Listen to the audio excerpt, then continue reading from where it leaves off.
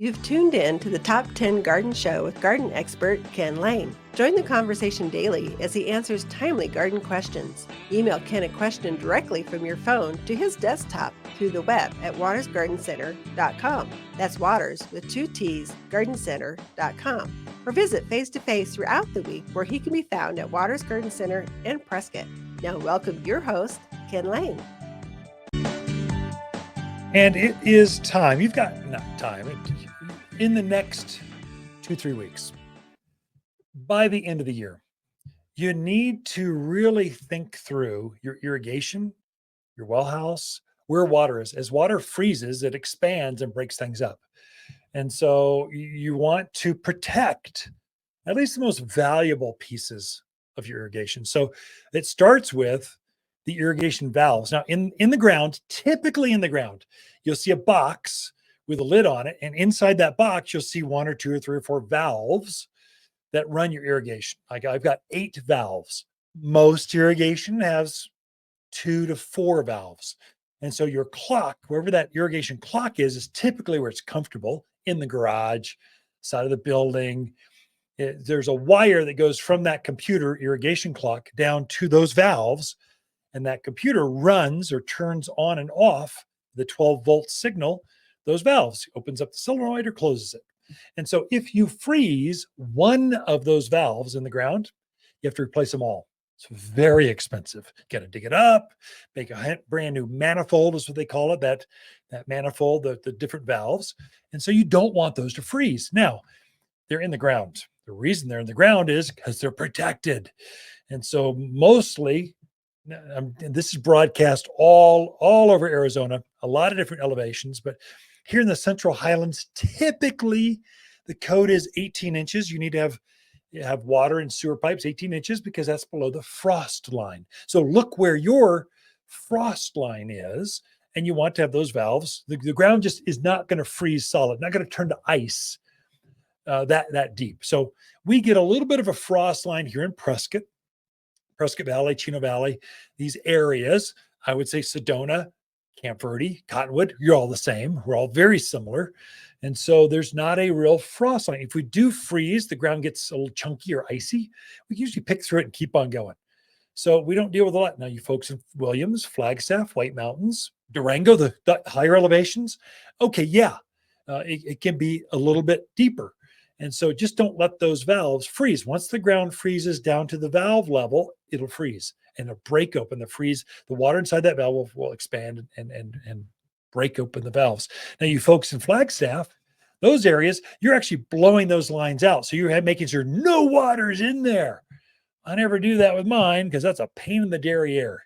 It's just, I want to be able to use my irrigation through winter. So I keep them activated. What I do a little trick. So what's the best insulator you could possibly have?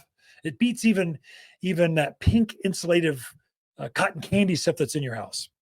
Dirt, soil. So I'll get a bag of potting soil, a bag of manure, a bag of mulch, something I'm going to use next spring. I take those home. I'm taking them home right now. And I'm going to lay it down on top of my irrigation box. And I've never had a valve freeze, never had an issue ever. And I've gone through 2 at least sub-zero, maybe 3 sub-zero winters. They still didn't freeze. And so that's an easy trick. Use a bag of something you're going to use next. If you've got containers, you're going to need more potting soil. You need to freshen up those pots anyway. Just get a bag. And usually I'll lay it down with my logo face down because we're dealing with tan colored bags. We're trying to go earth tone, farmer's market, almanac kind of stuff. Brown. I'll face down and it kind of disappears. You don't even see it. So I do that for all of my irrigation valves. That's an easy trick. That works really well for your well house. I'll line my well house with bags. I don't want cold going underneath it. So I've got a bit raised or whatever. Just kind of insulate things with dirt. Watch your well house. If you're on a well, you've got that pump, usually a pressure valve, a pressure tank of some sort, and a booster. Depends on your layout.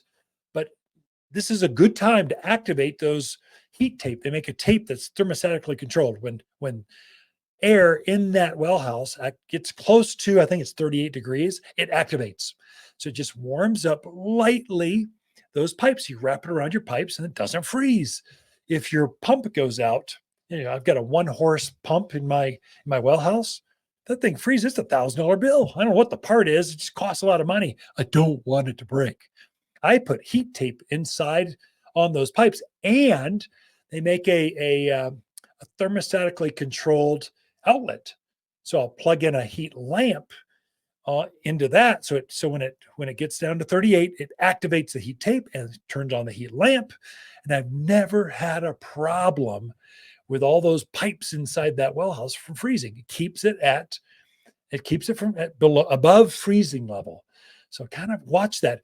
The most expensive part in your entire irrigation is the backflow preventer. Some of you have a big green bag that's right before it gets to your irrigation valve, that box that's in the ground. There's a big piece of hardware, it's usually made of brass or copper.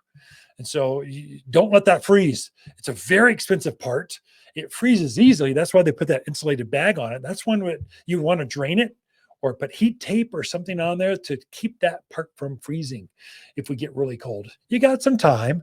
We're not that cold now. You got to have permeated cold, long, extensive bouts with cold before things start to freeze. But just by the end of the year, protect your irrigation and your well house. Be right back after this. Waters Garden companion plants for November are Vanderwolf pine, flowering pear, English ivy, and camellias. Ice Angel camellias produce amazing 3-inch rosy blossoms with petals that radiate out from the center of. Camellias deserve front yard status or admired on a patio or deck. Well adapted to acidic soils beneath oaks, native junipers, and maples. Loves shade gardens, containers, and raised beds. Shop in-store or online at watersgardencenter.com.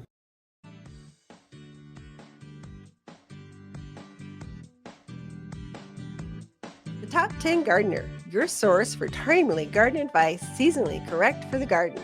Guaranteed to make a difference in your yard this season.